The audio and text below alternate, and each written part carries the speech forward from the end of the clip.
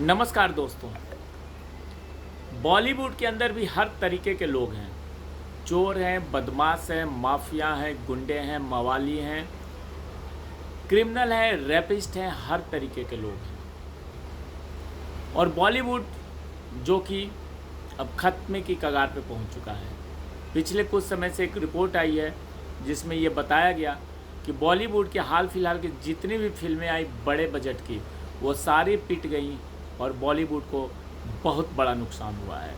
और ये सारा श्राप आपको पता ही है कि ये सारा श्राप तब से लगा है जब से सुशांत सिंह राजपूत के साथ बॉलीवुड ने गंदा खेल खेला और सुशांत सिंह राजपूत की जीवन लीला को समाप्त कर दिया।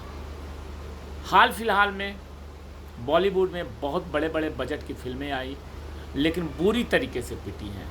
और अब बॉलीवुड से एक और नई बात निकल कर के सामने आई है कि राजपाल यादव उसने एक बिल्डर के बेटे से पैसे ठग लिए और 20 लाख रुपए लेकर के बिल्डर के बेटे को बॉलीवुड में हीरो बनाने का बात किया था राजपाल यादव ने। और इस मामले में बिल्डर ने राजपाल यादव पे केस कर दिया है। और राजपाल यादव को तो आप जानते ही होंगे, छोटे कद के, और वो कई मूवी में आए हैं, हंसी मजाक वाले उनके सीन्स होते हैं। लेकिन उनके ऊपर जब मुकदमा हो गया है तो अब 15 दिन के अंदर पुलिस के सामने पेश होने का नोटिस जारी कर दिया गया है।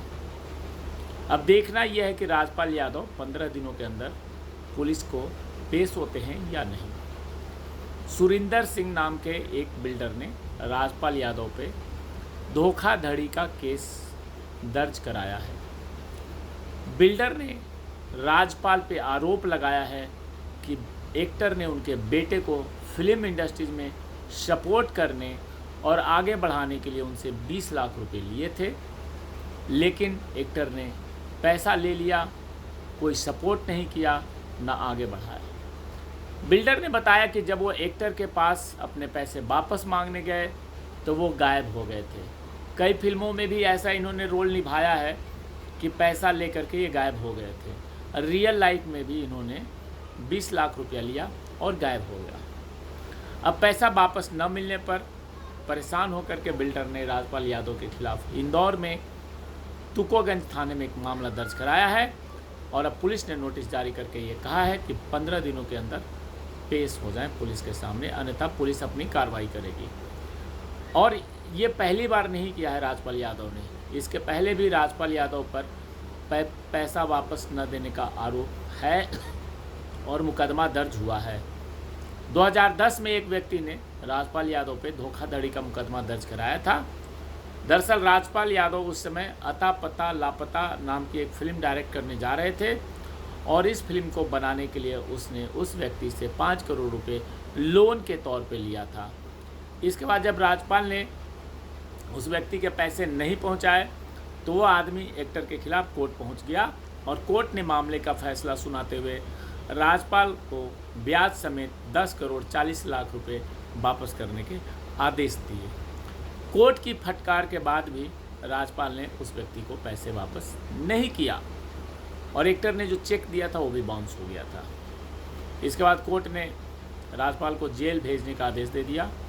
हालांकि बाद में इस मामले में जमानत मिल गई थी राजपाल को। अब आप देखिए, अता पता लापता फिल्म का नाम भी वैसा है, पैसे लिए और यहाँ भी अता पता लापता हो गए। और पैसा होगा तब तो ये वापस करेगा, खर्चा कर दिया होगा तो पैसे भी ख़त्म हो गए होंगे।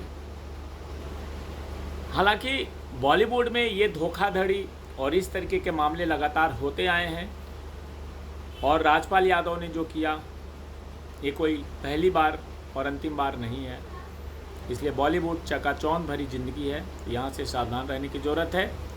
मैं आपको बता रहा था कि बॉलीवुड किस तरीके से बर्बाद हुआ। हाल ही में पिछले 6 महीने की बात करूं तो 6 महीने में 1600 करोड़ लगाए गए फिल्मों पे और कमाई हुआ सिर्फ 1400 करोड़, यानी कि 200 करोड़ का नुकसान है। वहीं आगे के लिए बता दूं कि 2500 करोड़ दाव पे लगे हुए हैं, सिर्फ ब्रह्मास्त्र पे 500 करोड़ है। कोरोना में बॉलीवुड को 21,000 करोड़ का नुकसान हुआ है और बॉक्स ऑफिस पर जो होती थी कमाई उसमें 80% का नुकसान है। यानी कि लोगों ने सिनेमा देखना छोड़ दिया, लोग सिनेमा हॉल में नहीं जा रहे हैं। OTT प्लेटफॉर्म कोरोना काल में लोगों ने वहाँ अपना अड्डा जमा लिया, और 2022 में भी बॉलीवुड के जो इंडस्ट्रीज है यहाँ कुछ होने वाला नहीं है। पिछले 6 महीने की बात करूँ हिंदी फिल्मों की, तो दर्जनों फिल्में रिलीज हुई और इसमें करीब 1600 करोड़ रुपए लगे। Bhool Bhulaiyaa 2, the Kashmir files, Gangubai Kathiawadi box office पर तो अपने जो लागत पूंजी थी वो निकालने में सफल हो गई, और इन फिल्मों ने कुछ ने तो ज़बरदस्त कलेक्शन भी किया। वहीं दूसरी तरफ बच्चन पांडे, सम्राट पृथ्वीराज, धाकड़ जैसी बड़े बजट की फिल्में बुरी तरीके से फ्लॉप हो गई। कुल कलेक्शन महज 1400 करोड़ का हुआ, 200 करोड़ का सीधा सीधा नुकसान हो गया। ये लोग फ़ायदे के लिए सोचे थे कि फ़ायदे के लिए फिल्म बनेगा और कुछ फ़ायदा होगा, लेकिन इनको 200 करोड़ का चूना लगा है। और ये चूना क्यों लगा है ये आपको भी पता है। और अगले 6 महीने में जो 2500 करोड़ दाव पे लगे हुए हैं बॉलीवुड इंडस्ट्रीज़ के, उसमें भी बहुत बड़ा दाव है, क्योंकि साउथ की जो फिल्में हैं वो भी आने वाली हैं, और फिल्में रिलीज होने के बाद कैसा प्रदर्शन करेगी ये कहा नहीं जा सकता। हालांकि आज के समय में साउथ की फिल्में अच्छा काम कर रही हैं, तो हो सकता है कि जो आने वाला जो समय है उसमें साउथ की फिल्में आगे निकल जाएं और बॉलीवुड जो बर्बादी की शुरुआत हुई थी वो और बढ़ जाएगी। मैं आपको बता दूं कि बॉलीवुड में अभी जो फिल्मों में जो पैसा जो दाव पे लगा हुआ है, तेजस पे करीब 40 करोड़, शहजादा पे 60 करोड़, दुश्मन 2, दृश्यम 2 पे 40 करोड़, सर्कस पे 80 करोड़, राम सेतु पे 80 करोड़ है, योद्धा पे 25 करोड़, भेड़िया पे 100 करोड़, गणपत पे 200 crore, Thank God 30 crore, Rocket Gang 10 crore, The Good Maharaja पे 400 करोड़ और मैरी क्रिसमस पे 80 करोड़। ये इतने पैसे दाव पे लगे हुए हैं। और पिछले 6 महीने की जो मैं बात बता रहा था उसमें बताऊं कि अटैक पार्ट 1 बजट था 80 करोड़ का और मिले कलेक्शन सिर्फ 22 करोड़।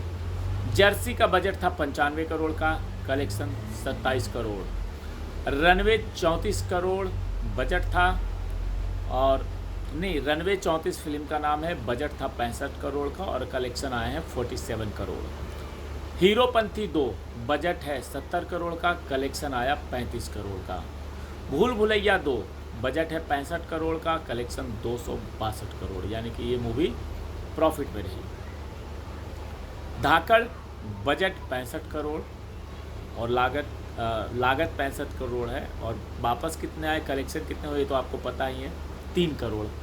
सुपर फ्लॉप का दर्जा मिलना चाहिए, नंबर 1 सुपर फ्लॉप का 65 करोड़ लगा के 3 करोड़ वापस आए।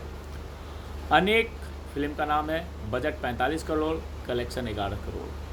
सम्राट पृथ्वीराज, जिसके बारे में काफ़ी ज़ोरों शोरों से प्रचार हुआ, काफ़ी ज़ोरों शोरों से इसकी मार्केटिंग की गई, 300 करोड़ का बजट, कलेक्शन आए 87 करोड़। जनहित में जाड़ी 12 करोड़, कलेक्शन आए 5 करोड़।